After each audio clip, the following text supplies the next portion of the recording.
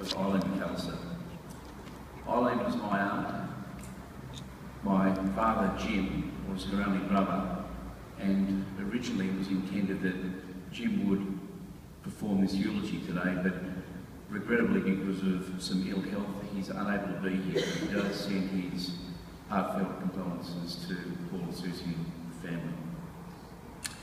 Eileen was born in 1926, the middle child of three to Amelia and James O'Rourke. Eileen had an older sister, Moira, who was 18 months her senior, and a younger brother, Jim, or Jimmy as he was known then, who was 4 years younger. Eileen was a truly remarkable person. She was always fun to be around, and her laughter was infectious.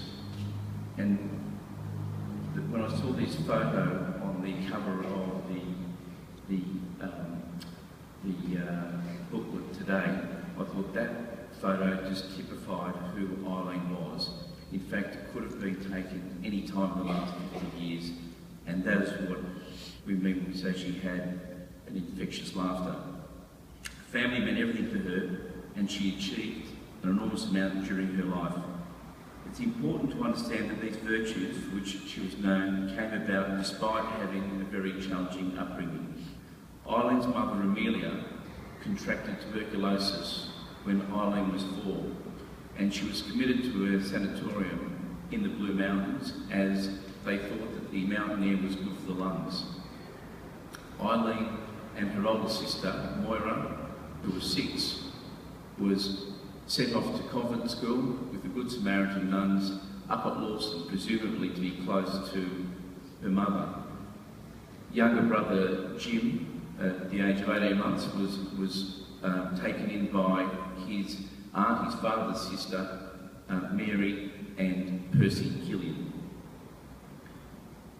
There was no cure for tuberculosis in those days, so after a 3-year illness, Eileen's mother passed away, and that was a major traumatic event in her life, one that was particularly grave considering her age.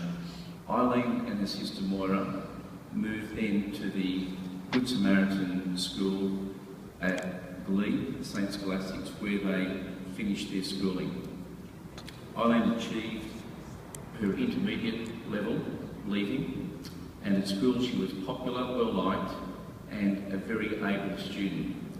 She showed quite a bit of ability at sport, and what started to come through was her competitive spirit. And her competitive spirit was something that stayed with her for the rest of her life. In the school holidays, Eileen and Moira would join their brother Jimmy at Aunt Mary's, and a very special and close bond developed between the 3 siblings that lasted a lifetime. While part of that bond, certainly in a mortal sense, was broken with the premature and sad death of Moira in 1977, Jimmy and Eileen have always remained very close, right up until last Friday, and over the last 10 years or so, spoke on the phone twice each week. Life growing up was not easy. Money was scarce, but they always seemed to have fun together. As Dad said, there was no entertainment in those days, except for the entertainment that you made yourself. Eileen's father would take a holiday house at Coogee for the summer holidays, and there they found their love of the beach, and probably led to the decision to move and live in Cronulla when she married Jim McAllister in 1952. Eileen commenced work at the Registrar General's office as a clerk. Both her and Moira still living together in a hostel at Potts Point, and she stayed living with Moira until she married in the early 1950s at St Canice Church in Elizabeth Bay. Her brother Jimmy lived with them at Woolooware when he set up his pharmacy business at Campsie, and Eileen then worked at the pharmacy for a few years. Jimmy said Eileen was a tremendous support and gave him enormous confidence in establishing his business, and for that is very, very grateful. Soon after, Paula and Susie arrived. The 2 girls became the joy of Eileen's life. They were a very beautiful family of 4 living at Woolooware. The strong bond between Moira and Jimmy and Eileen ensured that there were many family get-togethers between the O'Rourkes, the Ryans and the McAllisters. Eileen is always described as the life of the party. Her laugh is infectious. She was always smiling and she was fun to be with. Paula and Susie remember many a party with family and friends at their home, which would always include singing, dancing and lots of laughing. Eileen and Jim loved music and were very proud of their extensive collection of long play records. When Paula and Susie became a little older, they remember being included as part of that entertainment, often dancing and singing at the start of the family party, and sometimes under protest. Eileen was very proud of her two daughters and provided continual support and encouragement throughout their lives in whatever they pursued. She helped them academically with their sporting endeavours and in the appreciation of the arts, especially music and dancing. The family holidays were often spent at Burrawarra Point, often with the Ryan family. Moira, Eileen's sister, her husband Paul, and the three children, David, Paul and Amelia. Going on holidays with Eileen was always full of adventure, and Susie remembers walking across the rocks to get the best fishing spot, and nearly always being trapped by the tide, but somehow Mum would always manage to find a way back. Eileen was also very proud of her four grandchildren, Ben and Luke, Paula's two sons, and Kyle and Courtney, Susie's children. And she'd be pleased to know that you all got through Christmas without her, as she would normally take charge in the kitchen, whether she was invited there or not.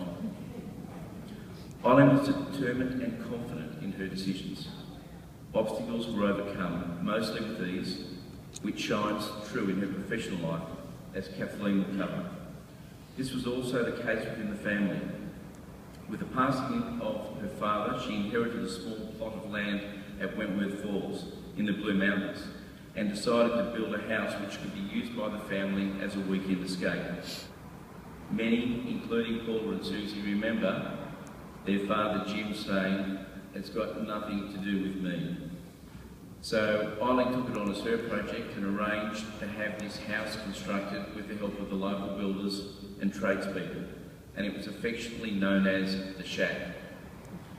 The Shack provided countless days, weekends and weeks of family retreat, and there are very fond, loving memories that were experienced while up in the mountains at that small home.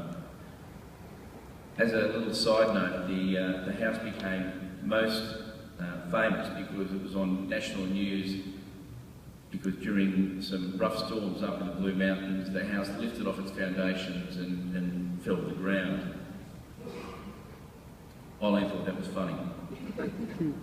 Life was not always full of fun, and her own mother's premature death in 1931 was followed firstly by her sister Moira's premature death in 1977, and then her husband Jim in 1989. Both of these events rocked her foundations, with the former resulting in a brief questioning of her faith. However, Eileen regrouped and continued in her life, being happy and making the most with what she had. From a woman's perspective, Eileen was ahead of her time. She was intelligent and well-read and enjoyed discussions about anything topical. Her view was often correct, or so she said, and could only be changed occasionally, as her son-in-law Paul would discover, with whom many of these discussions were had. She confided in her brother Jimmy recently that her fear was that Paul may think that she did not like him because she would debate with him so often, but she wanted to know that she really enjoyed the exchanges of views that she had with you, Paul, and valued your relationship with her. Eileen was very talented. Some thought her talent came through from determination and her competitive spirit, but most of it was natural. Eileen was an accomplished cook, dressmaker and embroiderer. She was very competitive with bridge, which gave her the opportunity to travel, and she was a member of Cronulla Golf Club, playing to a handicap of 13. But her main love was tennis, which she played competitively until 80 years of age, and continued socially until 2 years ago when she was 85. Many were not aware that she won the New South Wales State Championship in the Catholic Tennis Club, which itself was a great achievement.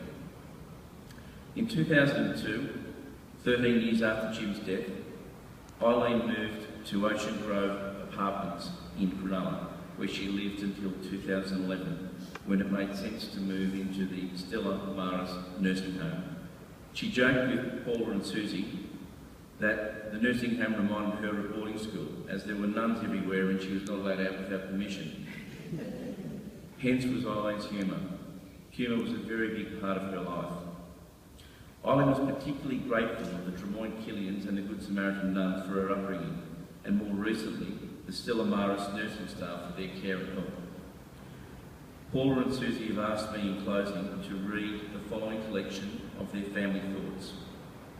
Mum, you were the one who demonstrated so much strength, determination and self-belief, always expressing your view, very quick-witted with a great sense of humour, enthusiastic about life. You were always very stylish. You stood out in the crowd. Mum, you supported and encouraged all of us, whether it be in sports or in the academic field. One of the highlights we remember most was our trip to Melbourne Cup, when we dressed to the nines and had a ball. They were a great couple of days. Mum, you always enjoyed a lunch or a dinner with family and friends, and you dressed exquisitely. You cherished your grandchildren and always encouraged them, whether it be a June Daly Watkins course, golf, tennis, soccer, netball or dancing concerts. Mum, we will miss you dearly. Family and friends, in closing, Eileen will be remembered for who she was, a fun, caring, loyal person who adored her family and friends, especially her daughters and her grandchildren.